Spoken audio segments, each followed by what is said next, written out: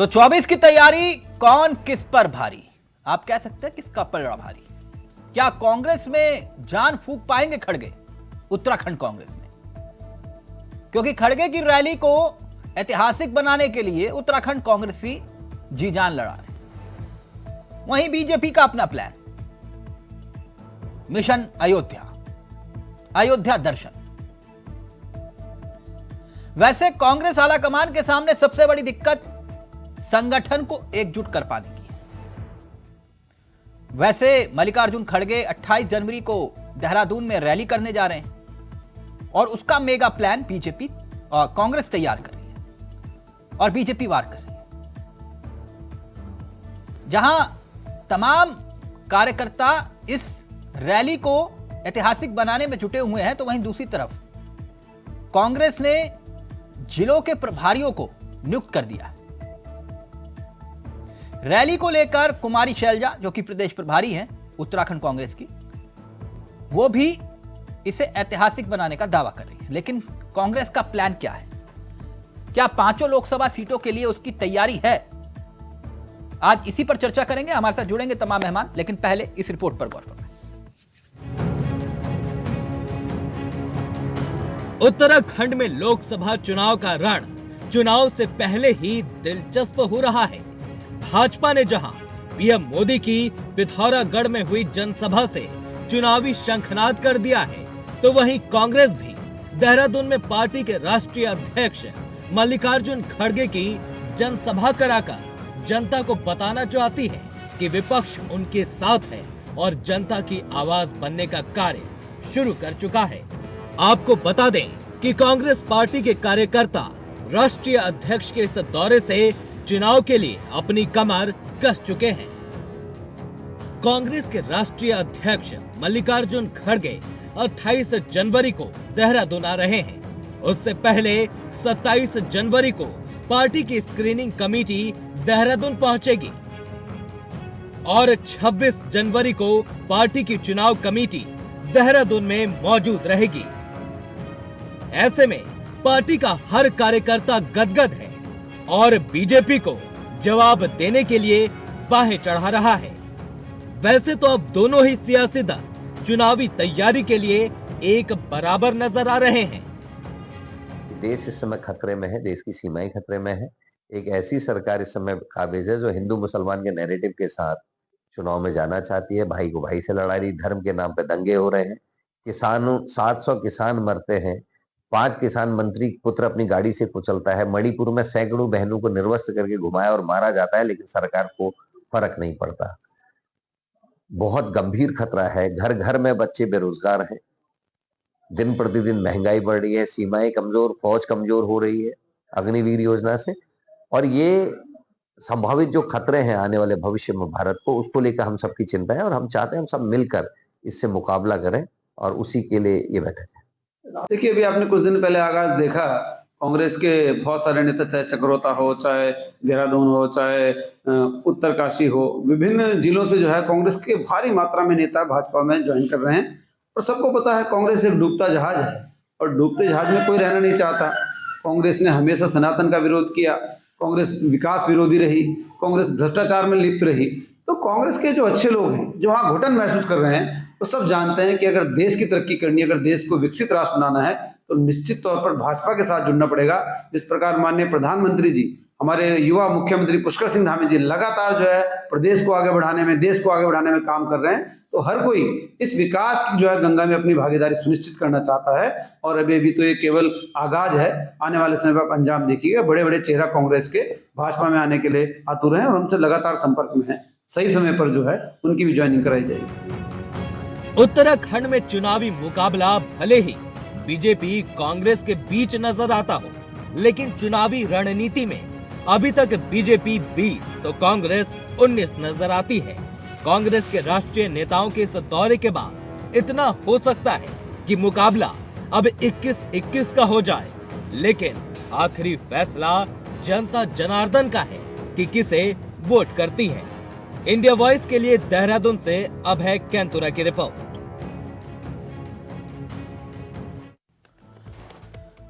तो चलिए सीधा रुख करेंगे अपने मेहमानों की तरफ। आपको बता दें आज हमारे साथ जो मेहमान जुड़ रहे हैं वो आपकी स्क्रीन पर है। वीरेंद्र बिष्ट जी हमारे साथ हैं, बीजेपी के अनुभवी चेहरे हैं। आशीष नोटियाल कांग्रेस के युवा चेहरे हैं। हेमा भंडारी जी आम आदमी पार्टी का तीसरा चेहरा।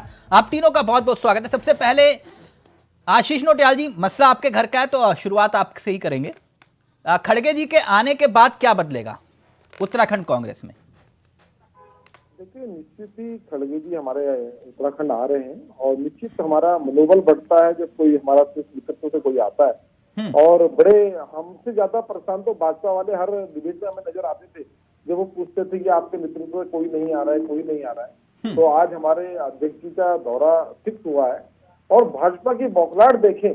हमारे जब अध्यक्ष जी उत्तराखंड दौरे पे आ रहे हैं, वो रैली करना चाहते हैं, वो हमारे कार्यकर्ताओं को संबोधित करना चाहते हैं, तो भारतीय जनता पार्टी वाले हमें जो प्रेस ग्राउंड जो हमने मांगा था वो देने को तैयार नहीं हो रहे थे। तो हमें जगह नहीं देने को तैयार हो रहे थे ये लोग। तो इससे कहीं ना कहीं दिखती है कि बौखलाहट किस प्रकार की है। कहाँ चाह रहे थे आप रैली करना?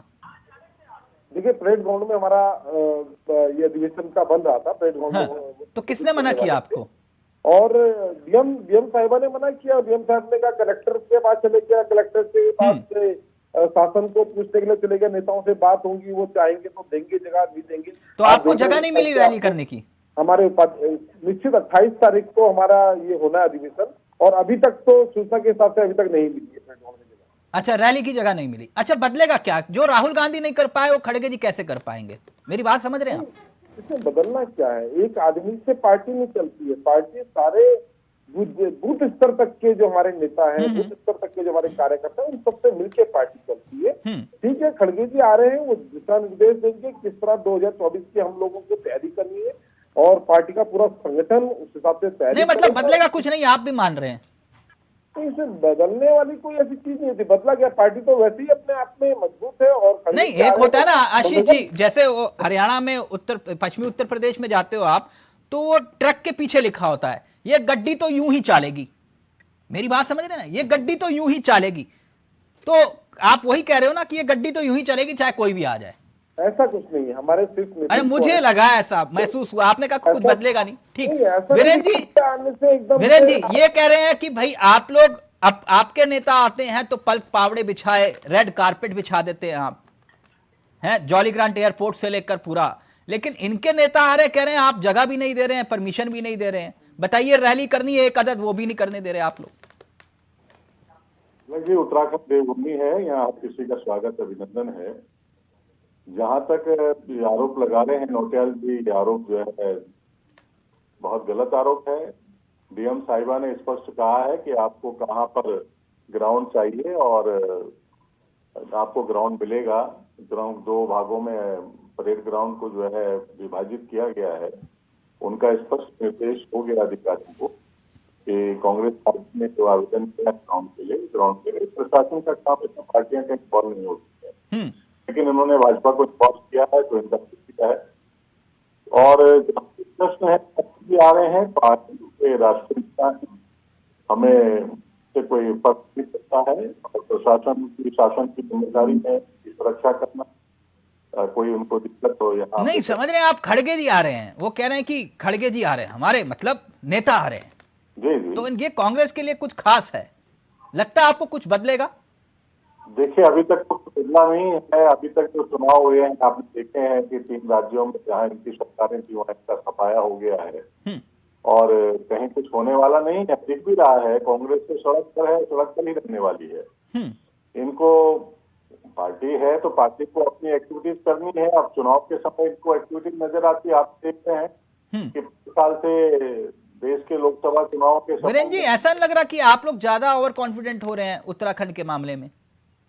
नहीं तिलक जी, हम ओवर कॉन्फिडेंस नहीं, हमें भरोसा है उत्तराखंड के लोगों के ऊपर। नहीं, आपको कांग्रेस के संगठन की कमजोरी पर भरोसा है या फिर अपनी ताकत पर?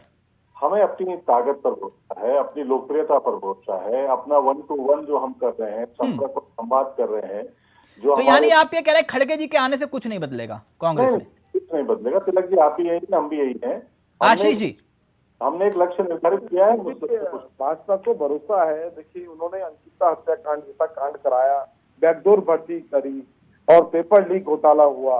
इन पे अपने आप पे भरोसा है। और अब भरोसा इस बात का है कि अभी मंदिरों में दस्तक कराने का कार्यक्रम कर रहे हैं, तो इन पे इसी चीज पे भरोसा है, अपने काम पे भरोसा नहीं है। काम तो कुछ किया नहीं राज्य हित में, देश हित में। आप देखिए, आप अपने आप को विश्व गुरु बोलते हैं, सारे देशों के साथ संबंध खराब करके रख दिया, सारे देशों के साथ संबंध खराब कर रख दी। कहा कि विश्व गुरु बनने की कोशिश कर रहे हैं आप, कुछ नहीं। भाजपा के राज में देखिए, आज मेरे पे मैसेज आया कि किस तरह से काजी हाउस में गाय का क्या हाल कर रखा है। एक वीडियो मेरे पास आया और भाजपा के किसी आदमी ने मुझे भेजा कि हम तो नहीं बोलते, पर आप इस बात को उठाएं कि किस तरह से बताएं, गाय की आंखें निकाल दी वहां चीज कौओं ने, जिंदा गायों की किस तरह से हाल है गायों का। या देखने को हमें बड़ा दुख हुआ इस चीज को देखकर, और आपके ही लोग हमें भेज रहे हैं कि हम नहीं बोल पा रहे, आप बोले, तो बड़ा दुख और दुर्भाग्य होता है। जिस गाय के नाम पर आपने सत्ता में आपने काबिज हो गए, आज नहीं, आप गाय की मसला क्या ये है, मसला ये है जो वीरेंद्र जी कह रहे हैं कि इनके यहाँ जो गुटबाजी है वो खत्म नहीं हो सकती, उसका कोई इलाज नहीं है, वो कैंसर बन चुकी है।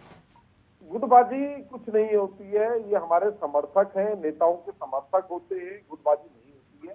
और गुटबाजी तो आपके यहाँ जहाँ गैंग वार चलते हैं कि निशंक जी को हराने के लिए भुवन चंद खंडूरी जी गैंग चलाते हैं और दूसरे को चलाने के दूसरे, ये गैंग आप लोगों के यहाँ होते हैं, हमारे यहाँ समर्थक होते हैं।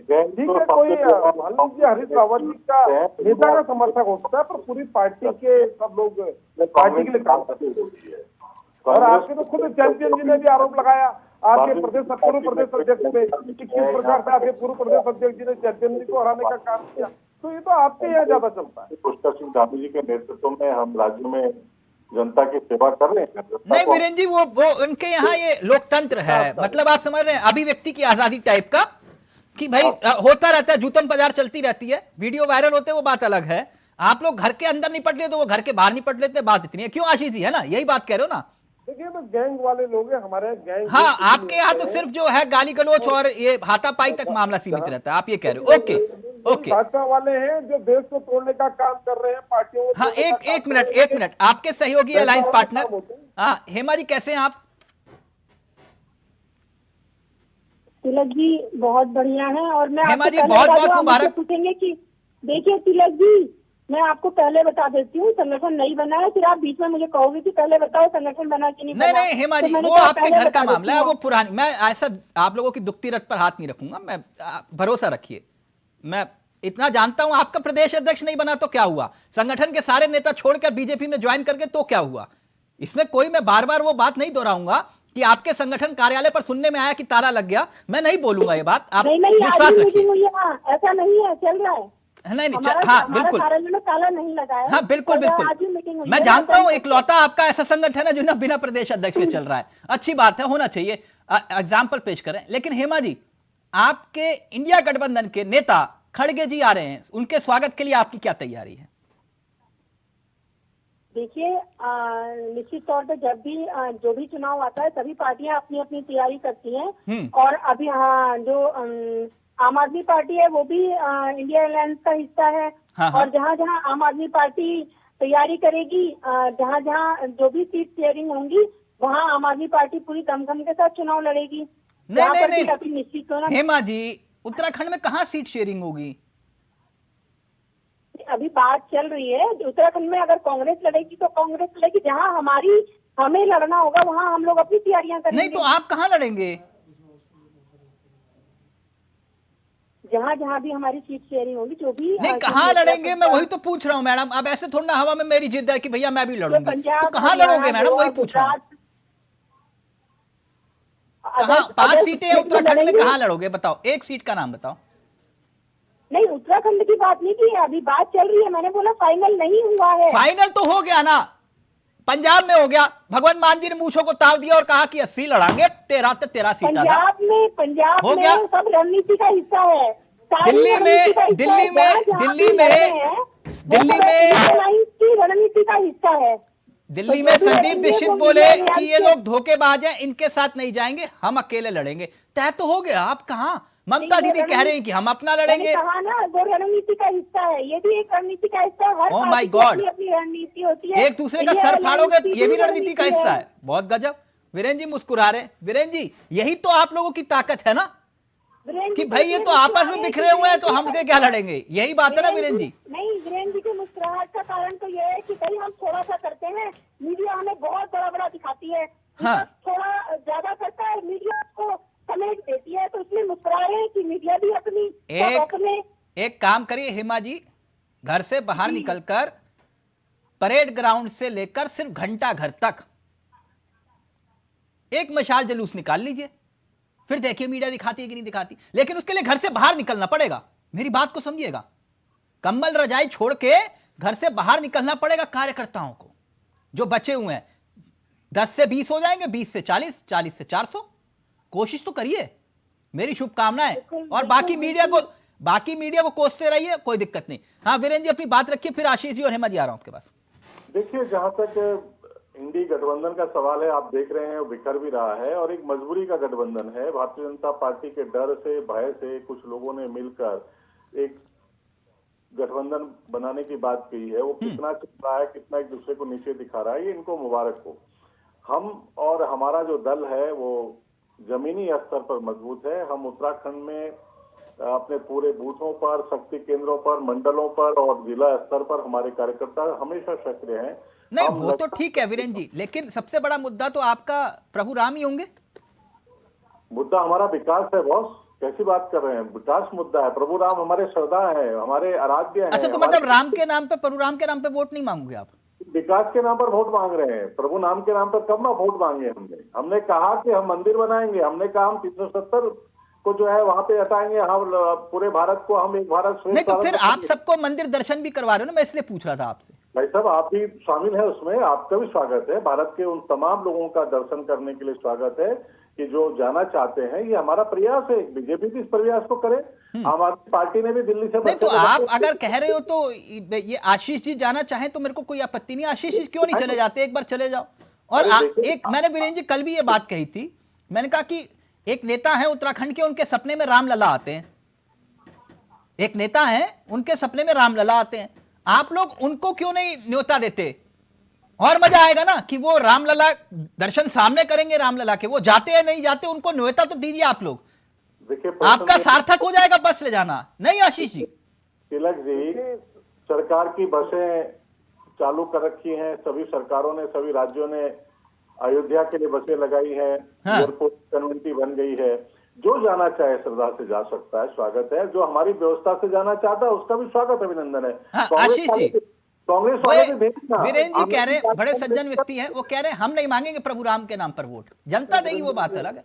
वीरेंद्र जी अच्छे आदमी, सच्चे आदमी है, लेकिन देखिए पार्टी बहुत झूठी है। आप देखें, अभी ये कह रहे थे कि हम सबको दर्शन कराने के लिए वहां ले जाएंगे, अब ट्रेनें रद्द हो गई। ऑलरेडी जनता जा रही है, आपको टेंशन लेने की जरूरत नहीं है। हाँ, ये बात सही कही। ये जन का मन है, मैं तभी बोलता था आशीष जी, ये किसी के बुलावे पर, प्रभु राम के बुलावे पर ये जा रहे हैं सब, समझिएगा मेरी बात को। और यही बात आप लोग समझ नहीं पा रहे थे, यही बात आप समझ नहीं पा रहे थे। ये बुलावे की भीड़ नहीं है आप लोगों की रैली की, ना बीजेपी की ना कांग्रेस की। ये प्रभु राम की आस्था का केंद्र है। वो जो मन है वो सड़कों पर है, जो मन है वो सैलाब जो है वो 7 लाख लोग, वो आप लोगों की रैली, ये भूल जाओ, ये समझो 7 लाख लोग जो है वो जनता है, जनता। और जनता का मन है प्रभु राम के साथ। मैं ये कह रहा हूं आशीष जी, मन है, जाना है वो खुद जाएगा। जो भाजपा वाले ड्रामा कर रहे हैं कि हर लोकसभा से हम 6000 लोगों को लेके जाएंगे, तो मैं निश्चित आपको विश्वास दिलाता हूं, आप बिल्कुल टेंशन मत लो। देश और दुनिया के लोग निश्चित राम मंदिर जाएंगे, दर्शन करेंगे और भगवान से आप लोगों की सद्बुद्धि के लिए भी प्रार्थना करेंगे। तो आप उसकी टेंशन आप मत लो, वो खुद जाएंगे। आप लोग टेंशन इस बात की लो, आपने जो जनता से वादे किए थे उन वादों का क्या हुआ? आपने अभी 370 की बात आपने बताई, राम मंदिर की बात आपने बताई, पर आपने ये बात नहीं बताई कि मोदी जी ने काले धन का भी वादा किया था। मोदी जी ने गंगा 2022 तक सफाई का भी वादा किया था, 100 स्मार्ट सिटी का वादा किया था, गुजरात मॉडल का वादा किया था और 2022 तक हर किसी को पक्के मकान देने का वादा किया था, हर घर नल, हर घर जल का वादा किया था। आप अपने हर वादे में फेल हुए। देश की सुरक्षा का वादा किया था, आपने लाल आंखें दिखाने की बात की थी, ना आज तक आप लाल आंखें किसी को दिखा पाए। आपने आशीष जी कुछ खड़गे जी के लिए भी रख लो, अब खड़गे जी के लिए भी कुछ रख लो, अब सारा यहीं पर ही है। वीरेंद्र जी जल्दी से आप, फिर मैं हेमा जी आपके पास आ रहा हूँ। मौका मिला तो जरूर बोलेंगे इस बात को। आशीष जी खूब बोलिए। जनता को भारतीय जनता पार्टी पे भरोसा है, और जो आपने सारी चीजें गिनाए हैं, हर जल हर घर हर नल भी पहुंच चुका है। नहीं पहुंचा। हर जनता को स्वास्थ्य सुविधाएं मिल रही हैं, हर जनता को राशन मिल रहा है, हर घर में मकान, हर जो गरीब आदमी है उसका आपके कागजों में आंकड़े हैं। तो इस तरीके बहुत बुरे हाल है, ये हम कर रहे हैं, इसलिए हमको गाय माता मर रही है, राष्ट्र में हमको वोट खाना नहीं खा पा रहा, नौकरी नहीं कर पा रहा, व्यापार धंधे बंद हो रहे हैं। हमारे कामों पर बहुत लगाई है, जो लाभार्थी है वो हमको देख रहे हैं, सुन रहे हैं, हमारे काम को देख रहे हैं, हमारे प्रधानमंत्री जो बोल रहे हैं वो कर रहे हैं, हमारे मुख्यमंत्री जो कर रहे हैं, जो दिखाई दे रहा है, जनता की समस्याओं पर कर रहे हैं, निराकरण कर रहे हैं। हमने जो है कानून लगने दो और विकसित हो रहा है, राज्य देश के आधुनिक राज्यों में शुरू हो रहा है और जनता को दिखाई देता है, आपके अंधभक्ति के कारण भरोसा करती है। हमारे मुख्यमंत्री पुष्कर सिंह धामी पर जनता का भरोसा है, भारतीय जनता पार्टी उन पर जनता का भरोसा। अच्छा एक मिनट हेमा जी रहेंगी आप स्क्रीन पर। हेमा जी हेमा जी का ऑडियो रहेगा। हेमा जी चलिए छोड़ दीजिए, आपके संगठन की मैं अभी बात नहीं करता, लेकिन कांग्रेस, आप ये तो मानती है ना कि बीजेपी वर्सेस कांग्रेस ही लड़ाई है उत्तराखंड में, ये तो मानते हैं ना आप? तो ऐसी स्थिति में जो खड़गे जी आ रहे हैं, वो अब इंडिया गठबंधन का मतलब तो ये हुआ कि वो आपके भी नेता हैं, बुरा मत मानिएगा, नेता तो आपके भी हैं वो। अब तो ऐसी स्थिति में आपको लगता है कि जो कमजोरी खास तौर पर कांग्रेस संगठन में दिखाई देती है एकजुटता की, उसका इलाज खोज पाएंगे क्या खड़गे जी, जो क्योंकि नासूर बन चुकी है वो बीमारी? तो लगता है आपको? सबसे ज्यादा गुटबाजी तो मुझे भाजपा में ही नजर आती है, क्योंकि जिस हरिद्वार जिले में मैं रहती हूँ वहाँ जितनी गुटबाजी है उतनी तो कहीं है ही नहीं। आपस में एक दूसरे को गिराने के लिए और हराने के लिए क्या क्या चालें चली जाती हैं, ये तो भाजपा के प्रवक्ता अच्छी तरह जानते ही होंगे कि कितनी यहाँ पर सीटों को हराने का काम खुद ही अंदर खाने किया लेकिन गया है। उसके बावजूद भी जीत जाते हैं ना, मैं इसलिए पूछ रहा था हेमा जी, ये उसके बावजूद भी जीत जाते हैं? नहीं जीत जाते हैं। अब ये कह रहे हैं कि हम राम के नाम पर नहीं, काम के नाम पर वोट मांगेंगे, तो ये बता देना कि 5 साल। मेरा सवाल समझ में नहीं आया, मैं दोबारा से पूछूं आपसे, मेरे को लगता है मैं समझा नहीं पाया आपको। मैंने कहा कि खड़गे जी वो जो लाइलाज हो चुकी बीमारी है कांग्रेस संगठन की, गुटबाजी, उसका इलाज ढूंढ पाएंगे लगता है आपको? मेरा सवाल ये था, भाव को समझिएगा। देखिए जो है खड़गे जी आ रहे हैं, हाँ। और अगर विपक्ष मजबूती से खड़ा रहेगा तो जनता को विश्वास दिलाने के लिए ये पूरी अगर कोशिश करेंगे, जनता को विश्वास दिलाएंगे कि हाँ उत्तराखंड के जो हालात हैं वो सुधरेंगे, तो क्यों नहीं जनता विश्वास करेगी? अगर ये भाजपा की मेरी बात नहीं समझ पा रहे। एक होता है मुद्दे और एक होता है संगठन। हेमा जी आप इस बात को समझिए, एक होता है मुद्दे और एक होता है संगठन। आज वीरेंद्र जी को बोले कि कल चुनाव है, ये कहेंगे हाँ हमारी बूथ स्तर तक तैयारी है पूरी। ये तो 24 घंटे चुनावी मूड में रहते हैं, ये तो बात सच है ना। बीजेपी दिखाते ज्यादा है, विपक्ष की भी अपनी तैयारी होगी, ऐसा नहीं है। हाँ तो मैं वही तैयारी की बात कर रहा हूँ हेमा जी, फिर मेरे सवाल को समझिए। अच्छा हरिद्वार कांग्रेस में आपको गुटबाजी दिखाई देती कि नहीं दिखाई देती? मुझे तो सबसे ज्यादा भाजपा में दिखाई देती है। हरिद्वार कांग्रेस में हो सकता है मैं देखती ज्यादा भाजपा का हूँ इसलिए दिखाई देती है। सबसे ज्यादा गुटबाजी मुझे भाजपा में दिखाई देती है। मैं समझ गया मैडम। और मैं आप सिर्फ बीजेपी दिखाई दे रही है, आपको कांग्रेस नहीं दिखाई दे रही? नहीं, कांग्रेस हम तो यही कहेंगे कि गुटबाजी खत्म करनी चाहिए। कांग्रेस को भी इस समय जो है नेताओं को एकजुट होकर। अब देखिए आप भी सलाह दे रही है मैडम, आपकी सलाह, वो अपने नेताओं की सलाह नहीं मानते, आपकी मान नहीं। अरे इस समय तो सबको एक इसलिए होना है क्योंकि लोकतंत्र को बचाना है, देश को बचाना है। हाँ वो संविधान को भी बचाना है, संविधान को बचाना। हाँ संविधान को भी बचाना है। जो तार करके रखा है भाजपा वालों ने, तो उसको तो बचाने के लिए सबको एक। तो ये बात भगवंत मान को समझा रहे हो कि नहीं समझा रहे आप? मैंने कहा ना वहाँ पर भी रणनीति का हिस्सा है, वो भी रणनीति का हिस्सा है। अब ये अच्छा मुझे नहीं मालूम कि ये ऐसी भी रणनीति होती है कि एक दूसरे का सर फाड़ने की इजाजत होती है। जो सब इंडिया अलियांस के जो है हिस्सा ही है। हाँ। और जहाँ जहाँ भी सीट शेयरिंग होगी वहाँ पर हम लोग मजबूती से चुनाव लड़ेंगे। अच्छा ठीक। आशीष जी, भगवान ऐसा सहयोगी सबको दे जो आप लोगों के पास है उत्तराखंड में, बाकी तो परमात्मा भला करे। लेकिन एक बात मैं जानना चाह रहा था कि ये पार्टी संगठन के स्तर पर जो तैयारियां आप लोग कर रहे हैं, तो ऐसे वो कौन कौन से मुद्दे हैं जो इस बार छाने वाले हैं उत्तराखंड के चुनाव में, लोकसभा में? देखिए सब मुद्दे ही मुद्दे हैं। बेरोजगारी इतना बड़ा मुद्दा है, पेंशन इतना बड़ा मुद्दा है, पेंशन दोबारा लागू करने पर गोल्ड पेंशन के लिए आंदोलन हो रहे हैं। आप देखिए नौकरियों की हालत देखें, आप जो कोरोना काल में जो लोग नौकरी कर रहे थे उन बेचारों को 6-7 महीने हो गए नौकरी से बाहर कर रखा है और नए लोगों को नौकरी से निकालने की तैयारी चल रही है। आज मैं अखबार में पढ़ रहा था। बेरोजगारी इतना बड़ा मुद्दा है, आप बताएं इससे बड़ा मुद्दा क्या? अच्छा, मैं ये सवाल मैंने पता है वीरेंद्र जी क्यों पूछा हेमा जी, इसके पीछे मेरी वजह ये थी जानने की, मुझे लगा कि 2022 के बाद कोई नया मुद्दा आप लेकर आए होंगे। आपने यही मुद्दे तो अभी कुछ वक्त पहले ही जनता के सामने लेकर गए ना, यही सब मुद्दे। तो जनता ने कहा कि नहीं, वो मसला वहां चला गया। मुद्दे बाहर से थोड़ी आएंगे, मुद्दे तो इंडिया के अंदर के रहेंगे, राज्य के अंदर के रहेंगे, और मुद्दे हमेशा यही होते हैं।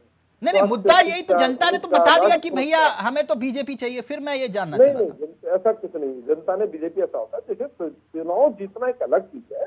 हाँ। और कई बार हमारे मुद्दे हार जाते हैं, हम नहीं हारते, हमारे मुद्दे हार जाते हैं। हम बात कर रहे हैं कि महंगाई की, और हो सकता है जनता को महंगाई से ज्यादा जरूरी लगा हो कि राम मंदिर बनना चाहिए, तो कई बार मुद्दे भी हारते हैं, और निश्चित ही ऐसा हमेशा नहीं होगा। हाँ। आज जनता देख रही है किस प्रकार यही बात आशीष जी, आप ही के मुताबिक अभी भी जनता को अगर ये लग रहा हो कि महंगाई छोड़ो, बेरोजगारी छोड़ो, जैसे कि आप ही कह रहे हो कि राम के नाम पर राजनीति कर रहे हैं और इनको राम के नाम पर वोट भी मिलता है, ये भी सच है। तो फिर जनता ने एक बार फिर कहा कि अब की बार 400 पार। तो देखिए, ये देश के लिए खतरा होगा। भारतीय जनता पार्टी पूरे देश के लिए खतरा बन गई है। अच्छा, हम नहीं कह रहे आप सर, ये जनता को कब तक गाली दोगे आशीष जी? देश के ऊपर कर्जा, जनादेश को गाली मत दिया करो, मैं इतनी गुजारिश करूंगा। बाकी आप लोग निपटो, बीजेपी, कांग्रेस, कर्जा हो गया, आम आदमी पार्टी एक दूसरे से निपटो, कोई दिक्कत नहीं, लेकिन देश की जनता को गाली मत दो, जनादेश को। नहीं, जनादेश नहीं, तो ये जनादेश को गाली देना होता है मेरे भाई, इसको जनादेश को गाली देना कहते हैं। इतना कर्जा ले रहे हैं, देश की जनता को नहीं पता ठीक, है। फाइनल कमेंट वीरेंद्र जी, हम बताएंगे। हाँ बताओ, मैं तो चाह रहा हूं बताओ, दिल खोल कर बताओ, घर घर जाकर बताओ, लेकिन जनादेश को गाली मत दो। अगर जनता चुनती है तो उसको स्वीकार करिए, बोले कि मुद्दे हार गए, हम नहीं हारे जी। वीरेंद्र जी, उत्तराखंड राज्य में हमारी जो केंद्र योजनाएं देश के यशस्वी प्रधानमंत्री नरेंद्र भाई मोदी जी के नेतृत्व में चल रही हैं, और राज्य की जो योजनाएं हैं अपने राज्य के मुख्यमंत्री पुष्कर सिंह धामी जी के नेतृत्व में चल रही हैं, जनता उसका लाभ ले रही है। नहीं, वो ठीक है वीरेंद्र जी, वो ठीक है। आप लोग योजनाओं गिनवाइएगा, लेकिन ये जो आपके जो मौजूदा सांसद हैं, उनकी टिकट की गारंटी पक्की है या फिर? ये तो पार्टी का तो तय करता है। आपको भी पता है कि जहाँ आप सीओ होते हैं, एमडी होते हैं, वही डिसाइड करते हैं। नहीं, आशीष जी बता रहे थे 5 में से 4 की कटनी तय है, 1 होंगे बस। अब ये तो अपनी पार्टी का बच्चा है, कौन इनके लड़ना भी चाह रहा है, नहीं लड़ना चाह रहा है, ये हम नहीं जानते हैं। नहीं, आपकी पार्टी में भी तो असमंजस है ना, अगर परफॉर्मेंस की होगी तो मिलेगी टिकट, नहीं मिलेगी तो फिर तो मोदी जी की गारंटी है। नहीं, हमारे यहाँ 5 सांसद अपने क्षेत्र में है, ये पार्टी डिसाइड करेगी। हाँ, वो तो आप शायद आ गए हैं क्षेत्र में, सुनने में आया है, वो पोस्टर भी हट गए गुमशुदगी के। लगातार 5 साल से क्षेत्र में है। हेमा जी ने 25 पोस्टर छपवा दिए निशंक जी के, पूछिए हरिद्वार में। लगातार अपने क्षेत्र में है, गलत बात है। लेकिन चलिए, जो भी है, नेतृत्व राष्ट्रीय नेतृत्व को तय करना है। हमारे सभी सांसद अपने क्षेत्र में है, काम कर रहे हैं। जो से भी पार्टी अपना चुनाव का सिंबल देगी, अपना कमल चुनाव चिन्ह देगी, वो चुनाव लड़ेगा। ओके, बहुत बहुत शुक्रिया आप तीनों का, वीरेंद्र जी, नोटियाल जी और हेमा जी, बहुत बहुत शुक्रिया। देखिए, मैंने आपके संगठन की बात नहीं की आज, आपने कहा था मेरे संगठन को मत बात करना, मैंने कोई बात नहीं की। थैंक यू सो मच, बहुत बहुत शुक्रिया आप सभी का। तो कांग्रेस का प्लान तैयार है, लेकिन अब आगे आगे देखिए होता है क्या। लेकिन सबसे बड़ी बात ये कि क्या गुटबाजी का इलाज खोज पाएंगे खड़गे। नमस्कार, जय हिंद, जय भारत, जय उत्तराखंड।